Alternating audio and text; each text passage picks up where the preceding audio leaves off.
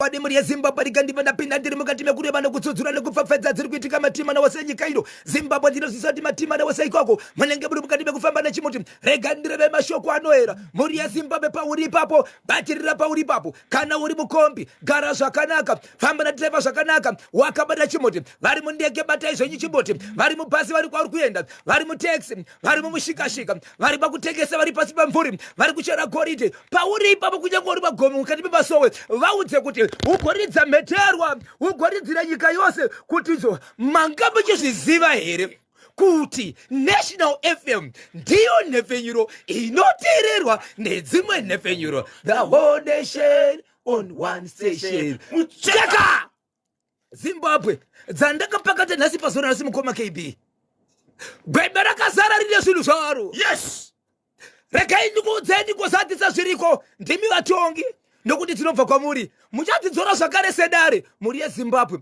ndine nyaya yerusini rungwanani runo ndichidarika ndipambari pamusika vari pambare pamusika ngatifambe tisi pedyo nemarobhots apa.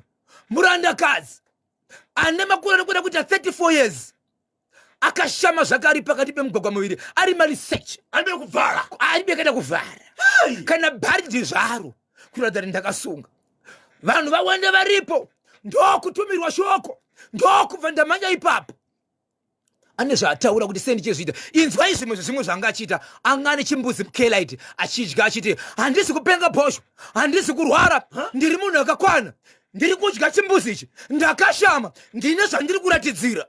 kuratidzira kunani? Papa. Mucheka. Hey, ndine nyaya ndinayo muri yeZimbabwe yemwana nezuro mabhodha vakaenda kuchikoro vamwe vanasati vavhura. Umwe mwana ari kuchikoro ndokukoshedzera vabereki vake zvikanziso mwana wenyu hachaoni ari kuti handichatooni rabofu abva kumba zvakanaka. Aiwa kumba akabva zvakanaka akaendesa kuchikoro mubhodha ikoko kwaari ikoko ndiko angomuka achiti inini ari muklasi handichaoni. Chii chaitika? No ina handichaoni. Ndobva vabereki vake vashevetswa but vabereki vaitikana kuti maticha vakada kumubata paakagara aita sokurunzi ari magetsi muviri wake aigwina. Ichi regai ndikochipedza nichidaro. Vabereki pavakamhanya vakasvika vakamuona ari muklasi akagara ipapo ndokubva vatsvaga mubatsiri ndokubva vafona zvikanzi tofamba sei kuya ikoko tine mwana angoita bofu ari muklasi. Zvikanzi musati mabva pamwana ipapo ndipei 5 minutes ndinokufonerai paari ipapo musamubvisa.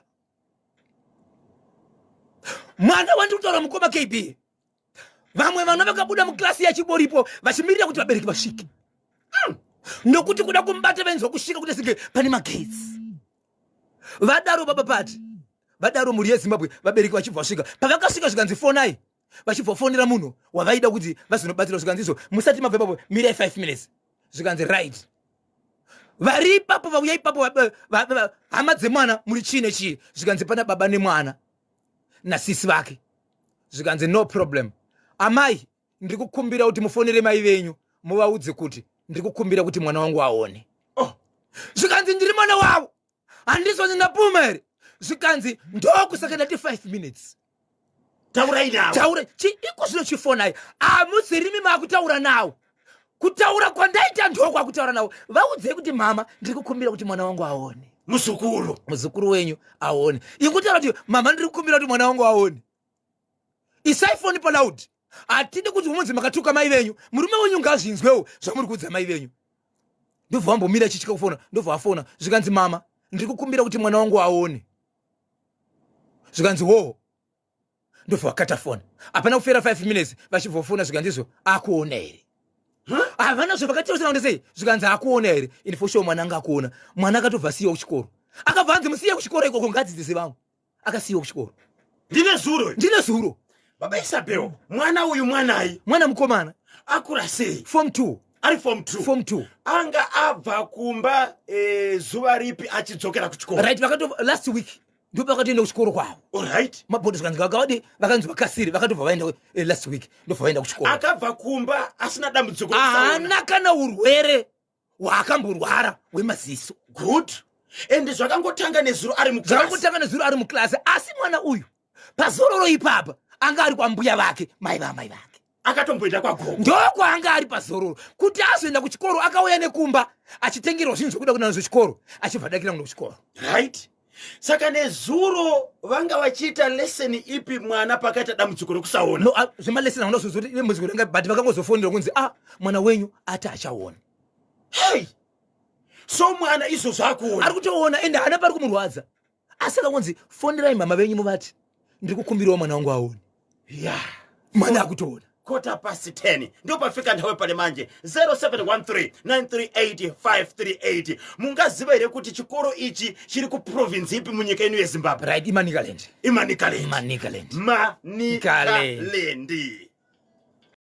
So baba Isabel, mubatsiri mushure mekunge ka mwana aita dambudziko iri, amai vemwana vaudzwa zvokuita, gogo varesponda, mwana akuona, hapana here zvaakazotaura kuti zvinogona kuitika pamwana sezvo ndokwanga arika paholiday kwagogo? Ndanga ndiri kutaura namai vemwana vari kuti mubatsiri atizo kana mawana nguva musvike kunoko, kana mawana nguva mochisvika, ndati mwana ngaadzidze pari zvino, asi kana mawana nguva munofanira kuti muuye kuno, nokuti kugara kwaita mwana uyu kwambuya vake pane kumwe kudyidzana. Handichazivi kuti vabereki vari kuda kupasisa vana zvipi zvavari kutrena vana mabasa avo. Saka kutaura kuno kwatita mukoma kebe vari kuti kana vaona nguva vari kudiwa pawaterfalls, because katika waterfalls ndiko kwakabva foni. Right. Kana maona nguva svikai, vari kudiwa vabereki here pamwe chete nemwana? Vabereki vemwana nemwana wachona. Kwanzi kana maona nguva svikai nemwana, vabereki svikai nemwana wenyu. Mwana uyu anodaka kuenda kumaprofita pasina zvimwe zvaitika futi kukasika, asi mbuya vanoda kupfapfaidzwa avo. Right, ndiri paforozi apa ndiyaniko hanzi ndiwidzo sapota yeLiverpool yekugona iya, ndiri pawaterfalls. Mwana uyu anodaka kuenda kumaprofita pasina zvimwe zvaitika nekukasika, asi mbuya avo vanodaka kupfapfaidzwa. Kuti mbuya vakaitiko kumuzukuru? Rufunga pavari kunzi svikai ndo pachachaurwa nyese. Apa paita sununguru yemwana chirengodzi, ungoudzai mbuya mai venyu, amai imimi amai vemwana, udzai mai venyu kuti ndirokumbira kuti mwana wangu aone chete 5 minutes zvinhu zvanga zvakutoitika. Bhozho unoda makerotsi kuti urambe uchiona zvakawanda.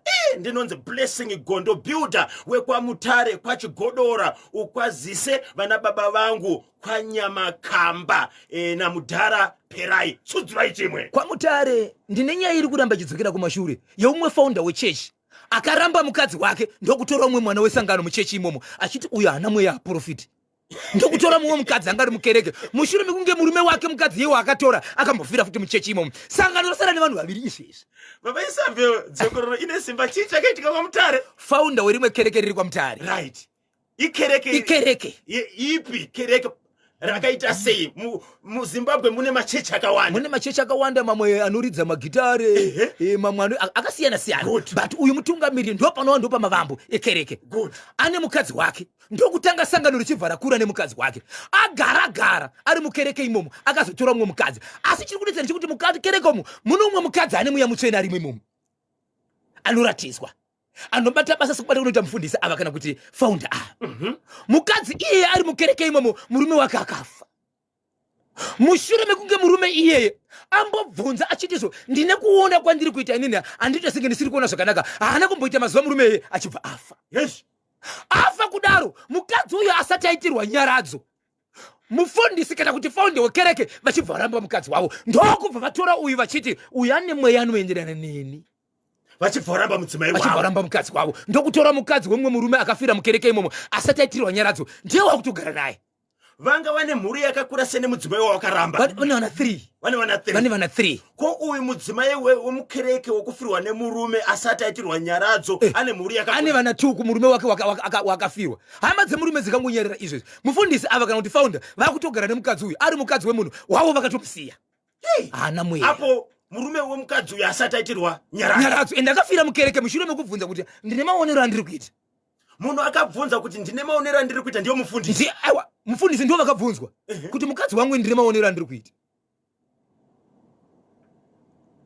So founder vakutogara nemukadzi uyu kutaura kwandiri kuti kereke inoyi yabhamuka vanhu ine vanhu vanga vakawanda yasarigwa nevanhu vasingasviki 10.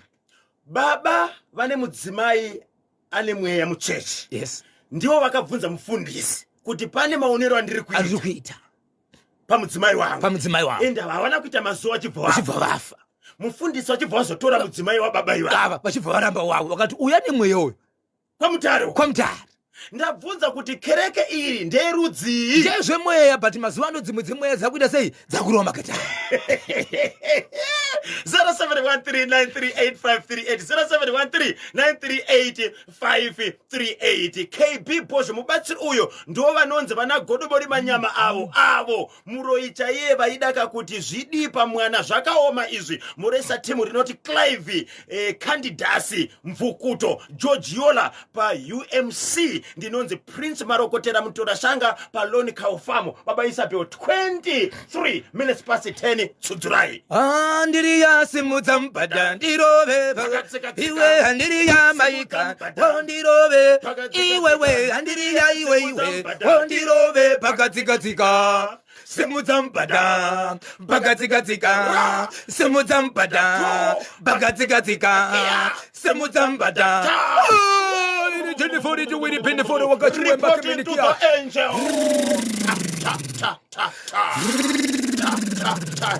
Oh, you need to form. Tapio. Wow, Almighty Spine for the picture the pro. Father to the picture of the Raiba. Jomanja wakachiwemba community ya.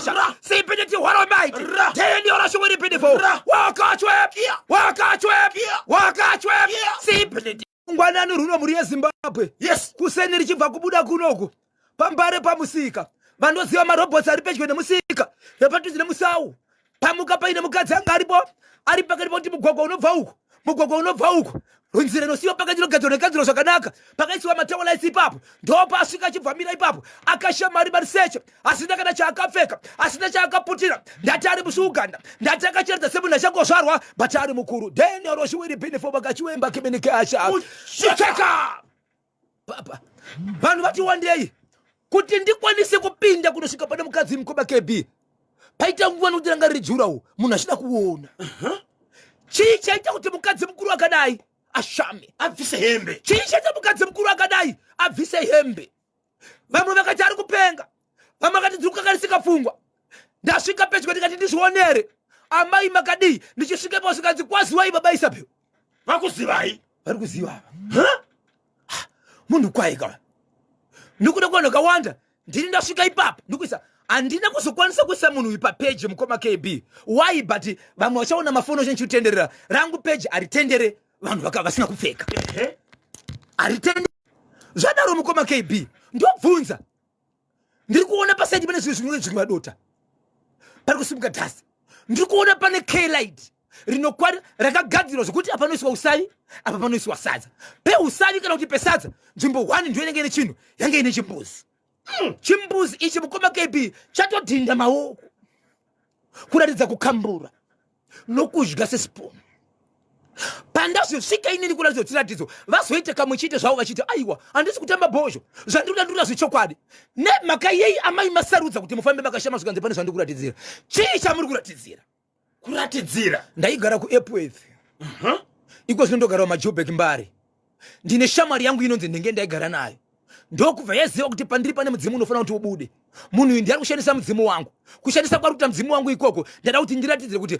wai achida kushandisa mudzimu wangu anofanira kuti azvizive zvakuti hazvina kunaka izvo kushandisa mudzimu uri pandiri ndokusaka ndichifamba ndakadai so kana achizvinzwa kana kuzviona ndo zvandiri kuratidza ndichadya tsvina iyi wokambura wobva vadya ndichafamba ndakashama ndichiratidzira zvisinei nguva yaunganidza vanhu vakawanda uyezve pakati pemugwagwa yemota dzakawanda kare mapurisa achibva vazotora munhu kutaura kuno kwatiri tatorwa nemapurisa ari mukamba yeMbare police station kudya chimbuzi nokushama. Tinotenda mapurisa nekutoraka kwamaita mudzimai uyo baba Isabel zviri kunzi ndaigara kupi kuEpworth right ndakazotama ndikauya kakuMbare ndiri kuratidzira handitika shamwari yangu ichokwadi pane zvayakaita kunditorera mudzimu uri pandiri shamwari kadzi kuti shamwari kadzi yataurwa nezita okay mudzimu ndewei amenoti mudzimu wanzi mudzimu unobata pandiri kwanzi pandiri pane machembere mudzimai uyu akambotaura here neshamwari yacho kuti watorerei mudzimu wangu? Ana zvaangachitaura, angachingorondedzera nyaya yake sheti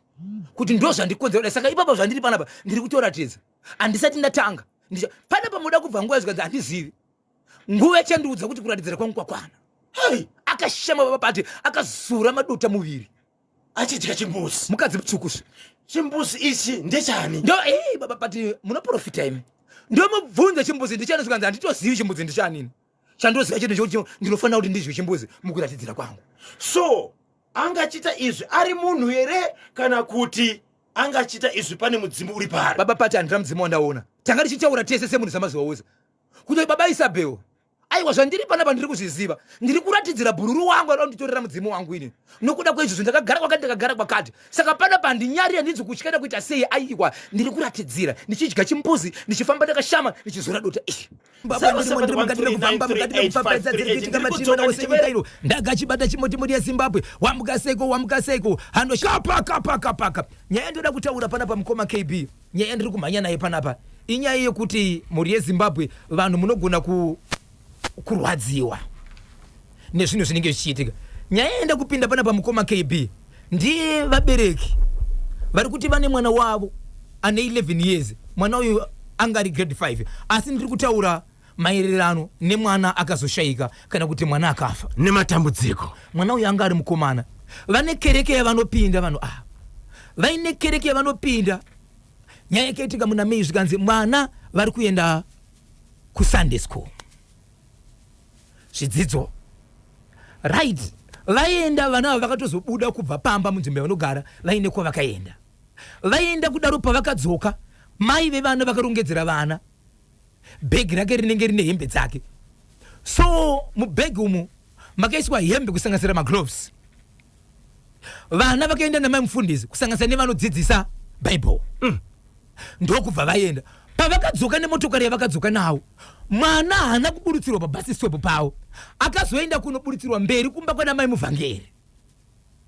Bhegi richibva rasara ikoko. Bhegi rasara ikoko, vakabvunza zvikanzi bhegi rasara kumba kwani? Kwa mai muvhangeri.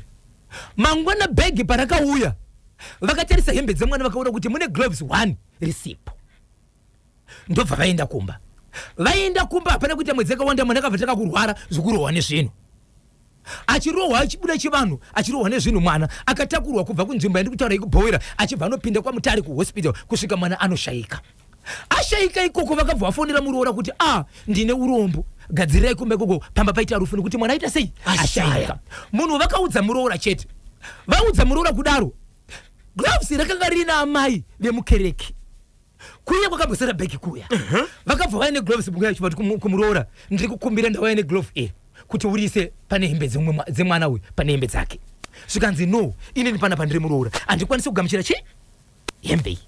Munozouya kana vauya pamba apa, vachisvikosvika nerufu pamba apa, amai vakabva vauya kunanga straight kuna amai vari kuchema vemwana wafira. Zvikanzi ndaine glove mwana wanyu ise pane hembe. Amai vakati kwete mani, amusati ndiri kuchema, mungave nechinhu ichi parufu nichichema.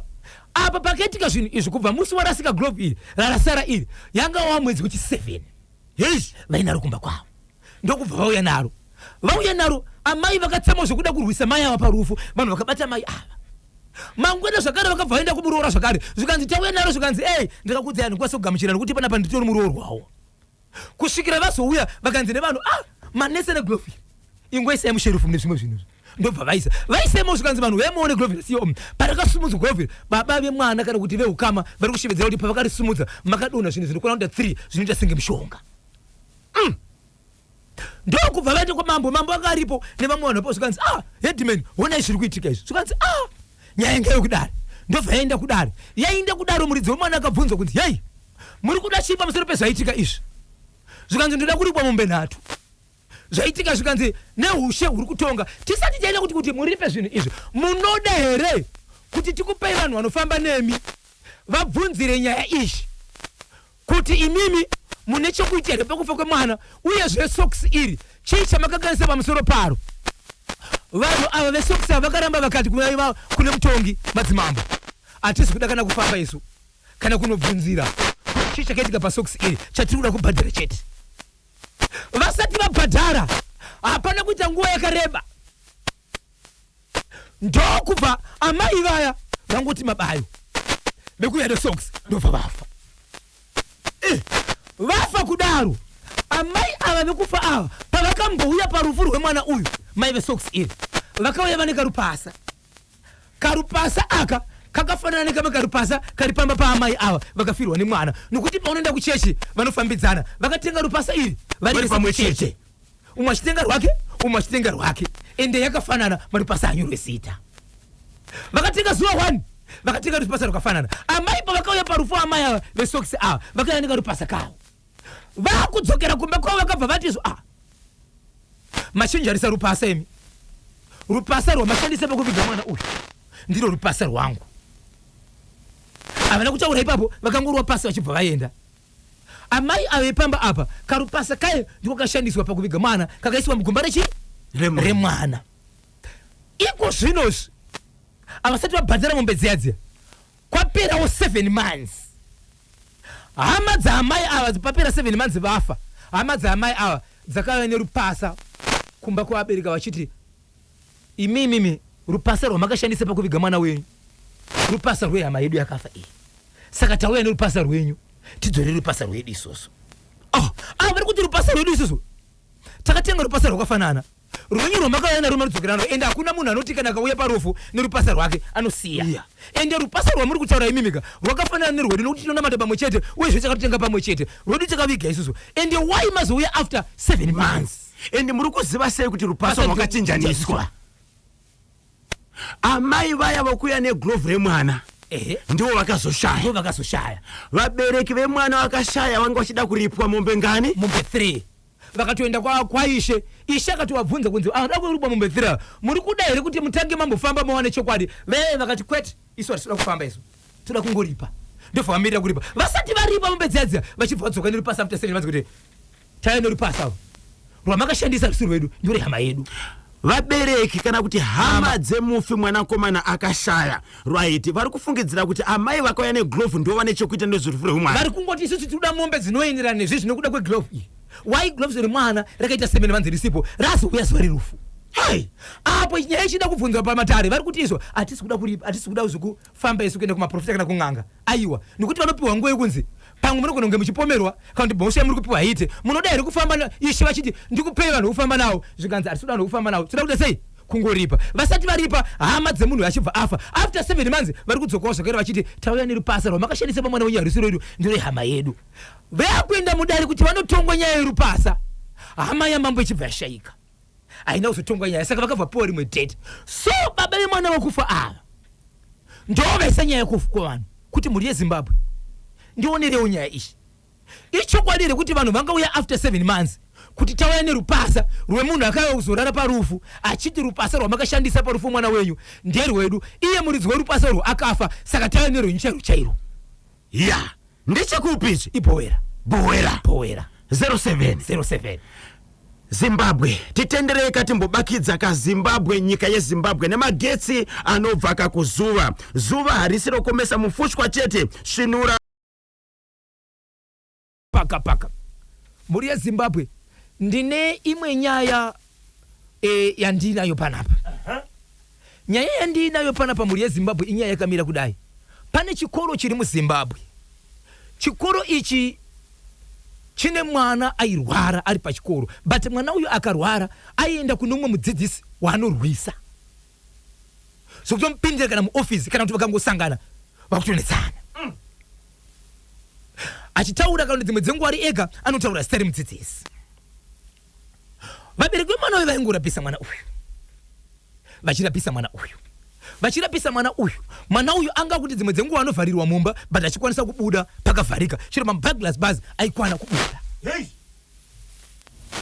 so vabereki pavairapisa vanhu vanga kutora nyaya yekuti asi satanism iri kuitika vabereki vemwana vakaramba vachizama kuti varapise mwana kutaura kwatite kuzvinozvo marwariro acho anenge ari nani kudarika ekutanga vabereki vane vana vanodzidza pachikoro apa kusanganisira SDC ndokubva vagara pasi mwana uyu aimbotaura mashoko ekuti pane vamwe vana vaviri vandofanira kudya vana ivovo vatori nezvironda zvavainazvo vana ivo ndofanira kundisangana navo zvokuti vamwe vana vanga vakutya nevabereki vanga kutya kuti vana vadzidze pachikoro apa chikonzero mwana uyu zvaari kutaura zvinoda vamwe vana ndizvozvo vabereki ndikugara pasi nekomiti ndokutakira kumasabhuku makanselas nevamwe vese zvikanzi tiri kukumbira kuti wanenge tsamba tiende kuofisi yeprimary and secondary education tikumbire kuti pachikoro apa padzidzike zvakanaka tinorarama nenzira yechivanhu nenzira yekukereke tisarudze nzira inoyoshandira panapa nokuti zviri kuitwa nemwana izvi hazvisi zvega ndokubva vaita zvese ndokuenda kumaofisi zepamusoro ndokunonzi isusu pachedu hatiite izvi vedu maticha but chikoro ndichinyu vabereki ndimi mune vana varipo toda kuti muite zvinhu zvenyu but zvisina mutauro zvisina noise ndokubva togadzirisa mapapers ndokubva tofambira nyaya dzese right now vakaita kuti vabereki mumwe nemumwe ane mari yaanofanira kuti vabhadhare kuti munhu anouya kuzotibatsira ane chiuviri chaanozoda vari kuti ivo vakamiswa neloya rakatumirwa kunzi izvo n'anga kana kuti muprofita inovingi pachikoro okay asi pana ari kupomerwa here uyezve patori neshoko romwe anouye mudzidzi pachikoro akatofona kumusoro kuti sei matiregerera kudaro kuti isira n'anga pachikoro vabereki nyaya vari kubvunzeko zvino ndiye kuti chikoro ndichino chine vana vari kudzidzai paipapo tiri kutya kuti vana vaende pachikoro izvozvo chikoro zvakuda kuvhurwa kana ndisingakanganisi mukoma kp matauriro aita vabereki handisati ndanzwa nhasi kuti pachikoro apa paenda vana kuchikoro here nokuti vabereki vaiti vari kutya tichabvunza kuti kuvhurwa kuita zvikoro nokuti ndine mazuva nyaya iyi yauya kuti kuvhurwa kuita zvikoro toendesa here vana kana vabereki takumbira kuti isusu chikoro ngaticheneswe nenzira inge vechikristu nenzira inge vechivanhu munhu wese achizvinzwa aripo here munhu anogona kuenda kuseri kuti izvo sei pachida kuya mubatsiri nyaya payakaendeswa kuministry of primary and secondary education ichokwadi vakabvuma kuti patsvagwe munhu anobatsira asi ndiani akazomisa rati vari kuti pane loya rakangonzi ratumirwa nomumwe wevadzidzisi pachikoro kuti ngazvimbomira mboti painguva ngazvimbomira so mudzidzisi ane loya rake ndo rakamisa kuti pachikoro apa pauye mubatsiri asi ministry of primary and secondary education inova hurumende yakabvuma kuti pauye mubatsiri asi ngazviitwe murunyararo so mubvunzo wavo ndoti aripo here anofanira kuti arambe akazvimirira ari 1 kuti pauye mubatsiri zvokutosvika pakutsvaga malawyers ndiani aunza nyaya kuti muti vabereki hurumende yakabvuma kuti dai waro pabatsirwa pachikoro apa asi zviitwe murunyararo nokuti zviri kuitwa nemwana uyu hazvisino mawo vana vese vazodzidzi zvakanaka tione kuti chiri kumbokonzera chii uyu ticha kana kuti mudzidzisi uyu akazouya neloya rakamisa kuti zvisaitike anoticha mwana uyu here aiwa atichi mwana okay asi ari pachikoro ipa saka vabereki vada kunzwa kuti zvofambiswa sei tinokwanisa kurambidzwa here toona maenderero kati kune vanoziva mutemo kana nyaya yasvika pakadaiso tinoti kuchikoro vana vadzidze murunyararo vakambodzokera here kumahofisi kwavakamboenda kwavakapiwa go ahead kuya kuti vanoripota kuti makatibvumidza asi pane uyu mudzidzisi auya neloya rake riri kutirambidza ndo zvavari kuti varikuda kunzwa tibatsirwe semashoko ekuti tinogona kudzokera here kana kuti toita zvipi chatipurani chekuti vana vadzidze pasina vamwe vanonorwara 17 minutes past 11 ndo pafika nthawe pali manje mkati machirongwa bozhongora segment pano pa National FM the hottest mid morning show in Zimbabwe kanyemba bonzo pamwe chete kana Washington maremera regai pari zvino timbopinda muchitoro nevasawira vedu ve H Solutions kosei vakasara naro kusvika pakazouya naro afa iwo vakauya kana rupasa izvozvi avo vari kuuya nerupasa izvozvi vane chivanhu chavakuda kutoita ipapo pane zvavakutovanetsa right kwavo ndosaka vauya ko pavakamboenda vanga vasingaone here kuti rupasa harusi rwedu hama idzo ngavasatambire izvo ngavafambe vachaudzwa chokwadi chiripo ipapo pave nekushinirana ipapo ndimutsiroka tinei makumucha naiti vakamboti vafambawo here kuti vanzwe kuti chii chakakonzera kuti mwana afe right kuburikidza kubudikidzaka nekusara kwakaita ka glove kuna amai avo. No, iwo havasi kutaura zviri kuenderera, vari kutaura mashoko chete avo avataurisana neveuka nehama dzemunhu weglove pamwe chete nokuenda kuvatungamiri vada kutonga nyaya nenyaya yavo. Zvavari kufamba ivo vachibata avataura. Chavo chavari kutaura ndechekuti tasvika pakutaura nenyaya yekuti hembe yemwana wedu yauya parufu. After 7 months. After 7 months. Yashayikwa vari vanhu vechechi. Ya, pakaipa. Regai tinzwe zviri KB. Alright. Hanze kudiniko. Hama glove zviri pachena kuti ndiwo vakakonzeresa rufu rwemwana uyo. Vekufirwa nemwana ngavaende kumubatsiri wenyuchi. Zviputike zvega. Itai 4 kune vana vangu reality. Mudzimai uyu haangadai akaromba here ozotadza kakutevedzera mhiko ko wadi kumbomupaka mucheka naibhozvo. Ndinonzi Clever Kasima, tail doctor Warren Park D kwa Mereki. Ndozoti makachibata mudzidzisi. Vanokudaro vabereki. Right. Hanzi kudini ko pane imwe message yazotiza panapa. Hanzi chechi, okay. Chechi yaipindwa nemwana wegloves inonzi chi Bozhongora. Ndinonzi T-bus padombo shava pamvere chena. Hey! Mtemo. Yeah. Aiwa mtemo. Tinoti kana munhu akanganisa ari 1. Kereke inofana kuramba ichita sei? Ichenderera. Kana nyoka ikapinda mumba tipise imba. Tinotsvaga pane nyoka toita sei? Toiuraya. KB teacher uyo akaunza lawyer uyo ndiye musatanisi, hakuna mumwe. Ndimhotsiroka amai Trevor kwa Murambinda na mbuya Gozo nemhuri yekwa Mudzingwa. Ndinonzi Tariro Mudzingwa paBuhera kune chiri kupisa, hanzi kune chinopisa icho. Right. Hanzi teacher uyo akaunza lawyer anoziva nezviri kuitwa nemwana uye anoziva nezviri kuitika. Ndine mashoko ari kubva kuRek Family Ministries anoti the Harare Prophetic Deliverance and Miracle. Epana pamukoma KB inyaya yakaitika mukati menzvimbo kuchiweshe ine murume akunyadzisa, murume ari kubva uno, but nyaya yake ndiye kutora madzimai vanhu. Chiweshe chakaitika pachiweshe muri yeZimbabwe nezuro chaiyo pane murume akabatwa, vanhu vari kurufu, iye akashedzera kuti kumukadzi wake ndakuenda kurufu. Pakati ndakuenda kurufu akabva enda kumba kwemukoma wake, kumba kwemukadzi wemukoma wake. My God, kunopinda mubedroom mumba mamukoma. Mukadzi ndokuziva zve angalika kunzura kaari kuita munhu ane munhu wake anomutevera mukoma. Yeso atori mumba mari mamukoma maari kurova mucheka. Ataro baba pati mukadzi ndokutevera, ndokufamba ndokutera, ndokumira muberere, nzeve dzekuda kunzwa zvaari kutsva.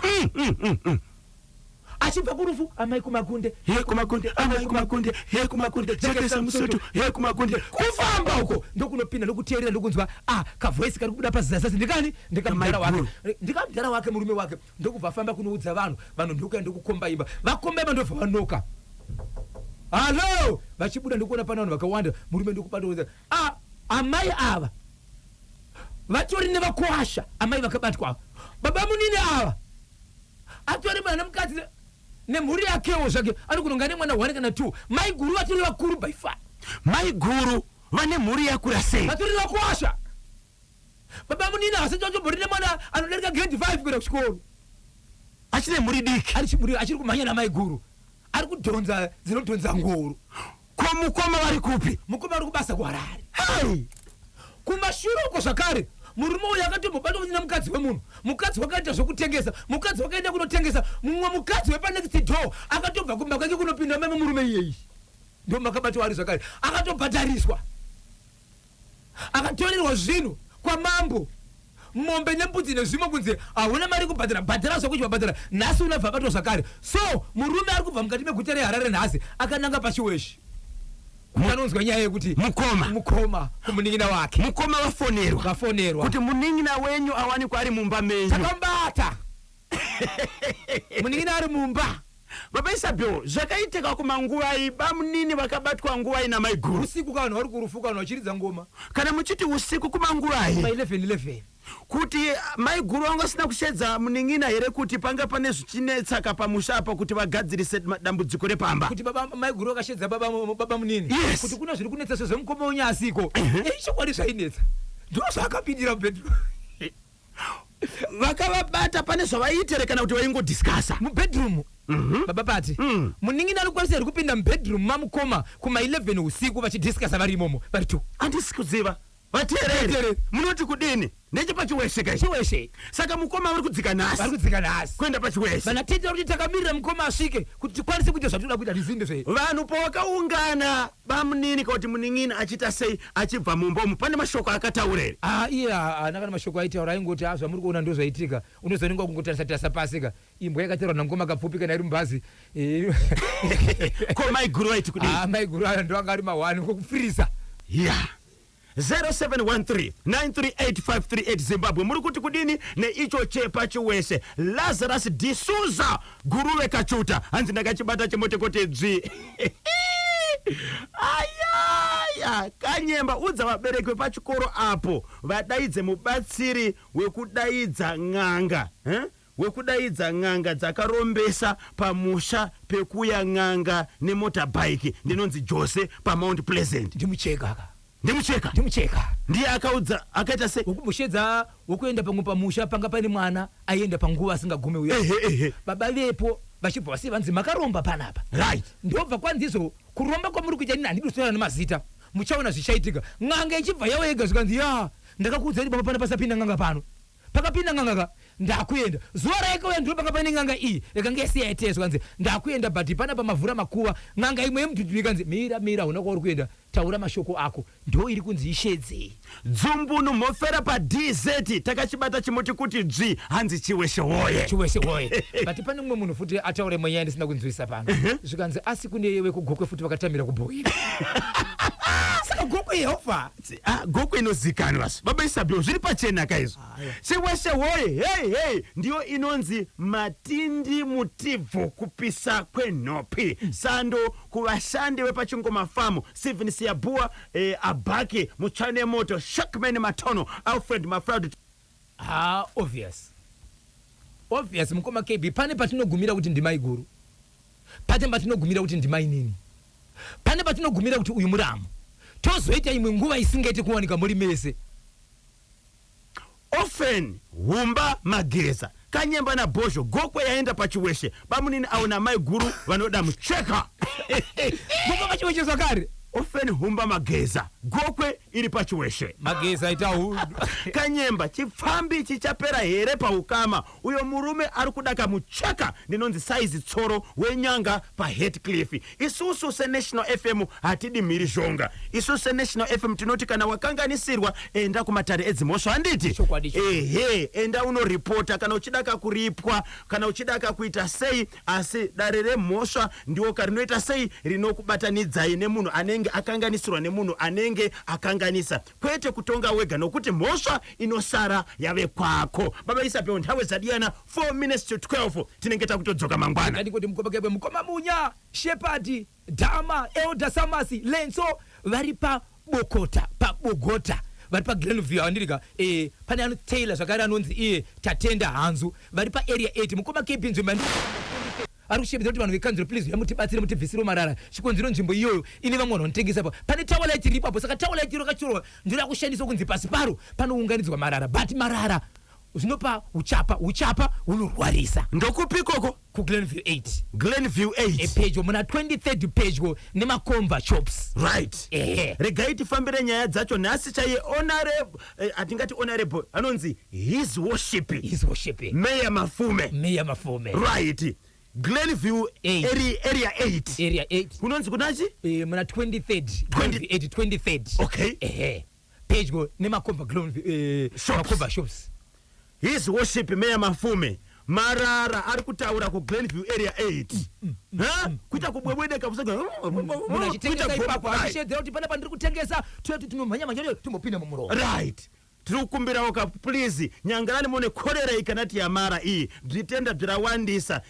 murapasiwo kamashireni yakugura matrakita endani kamuka chose suzhu iri paGlenview area 8 23rd pafupi namakomva shops right porikitibvu KB na Bozho hachimuti muri kumhanya nacho vakomana zvekuti panoda ndimi apo ndimuresera katimi 1000 rese namama vangu vandinawo kuno ndisikakanganwe anoremekedzwa Trimo Mupaya ndinonzi Esther 1000 kana okay Esther 1000 kana kuti Queen Empire panyatsime apo tinotenda baba Isabel vanenge vachida kukubatai kuti vakupe nyaya pamwe chete nekutsvaga nhamba dzavabatsiri nhamba dzenyu zinoti kudini. Icho kwadi muri yeZimbabwe dzimwe dzichange dziripo mangwana mukoma kebi ndine nyaya yemaheadmaster muzvikoro vari kuti iwo pane vana vanenge vakaiswa vane vabereki vanobhadhara mari vana vachona vari kupinzwa mubhimu vasingazivi vabereki vanenge vachibhadhara mari but mwana iye anenge ari kubhimu kuchimedzi keshi iri achibhadharwa iyai iri kutora iswa nana headmaster voiswa muhomwe mwana wangu ari kupinzwa mubhimu naheadmaster ndisingazivi ini ndicho ari chizobhadhara mari iyo inenge ichitorwa nani naheadmaster zvakazobuda vabereki vakazviziva. Ndini nyaya mai mwana mukati meguta reHarare yambuya vechengeta mwana akataka kubuda furu achirwara vabereki vakakashedzwa mwana uyo akasvika achinzi kumaprofita zvikanzizo endai munodzokera kumba mbuya varegerere mwana mbuya achibva ashodzera kuti hapana zvandichida chikonzero ndini ndakarera mwana uyo ndiri kuda mbudzi bhadzi mbudzi yandikuda ndiyo ine makombo 2 ishi kuriva mwana iye ende mwana akazofa vakanziregerera mwana zvikanzizvo aiwa mazizi angu nemazongororo zvese ndatora bhati apa handichaziva kuti zvichabatsira here mwana achibva afa izvo zvavari kushedza kuti veukama vacho vese hapana wandichasiya nokuti ndikada kuregera ndini ndichafa. Hei wangu uroyi ndine simba rinodarika Mwari mashoko iwo vakataura iwo gogo ende wasiripo izvozvo vatiko izvezvi ya zvakaoma kwanzi ndine uroyi unonzi wechidewi wangu simba randinaro rinodarika Mwari pakuroya. Pane munhu ari pamusoro paMwari ino mukoma kepi kana mukada kuti veukama tivatipinde pamhepo vataure vega vanokuudzai varipo izvi ngavasarudzane veukama ngavasarudzane kuti ndiani achataura mangwana. muri kuzvinzwa here veukama kana varipo veukama vane simba vane chivindire uyai mutaure shoko iri mega kuti vanhu vazive kuti zvatiri kutaura zviri kuitika zviriko zvine varidzi. Tinokubatai mangwana live motaura nyaya iyi yagogo vakatadza kusunungura muzukuru kusvikira afa asi vakataura kuti ndine uroyi unoita sei une simba rinodarika naMwari. Zvakaoma vanenge vachida kukubatai baba Isabel. Icho kwadi muri yeZimbabwe vanenge vachida kundibata munondibata panhamba dzangu dzisina chipomero nadino madzisinganyadzise inhamba dzinoti 0771 545 025 0771 545 025 nedzimwe dzinoti 0736 263536 0736 263536 ndapota musabhipa sapita Zulu rikiti vu. Tinotenda muri yeZimbabwe wamuka sei nokuswera kwacho anonzeka Maximo Manjenjenje hanzi takachibata chimuti tichaona shumba makwere